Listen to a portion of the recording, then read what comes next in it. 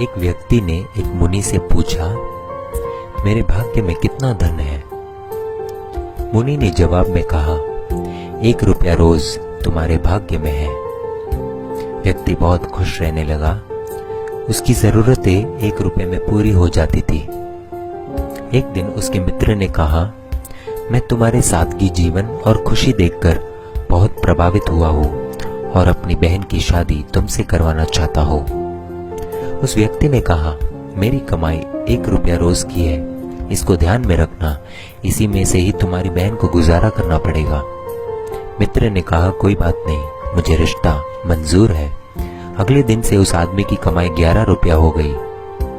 उसने मुनि को बुलाया और कहा, हे मुनिवर, मेरे भाग्य में 1 रुपया लिखा है, फिर 11 रुपए क्यों मिल रहे हैं? मुनि ने जवाब में पूछा, तुम्हारा किसी से रिश्ता या सगाई हुई है क्या? उस व्यक्ति ने जवाब में कहा, हाँ हुई है।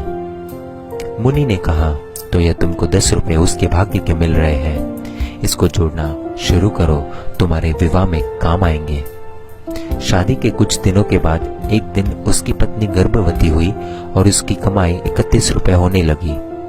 फिर उसने मुनि को बुलाया और कहा, हे मुनिवर, मेरी और मेरी पत्नी के भाग्य के 11 रुपए मिल रहे थे, लेकिन अभी 31 रुपए क्यों मिल रहे हैं? क्या मैं कोई अपराध कर रहा हूँ? मुनिवर ने कहा, यह तेरे पुत्र के भाग्य के 20 रुपए मिल रहे हैं। हर मनुष्य को उसका भाग्य मिलता है। किसके भाग्य से घर में धन दौलत आती है हमको नहीं पता, लेकिन मनुष्य अहंकार करता है कि मैंने बनाया, मैंने कमाया, मेरा है, मैं कमा रहा हूँ, मेरी वजह से हो रहा है। इसलिए हमें कभी अहंकार नहीं करना चाहिए, क्योंकि हमें खुद नहीं पता है कि हम किसके भाग्य का खा रहे हैं।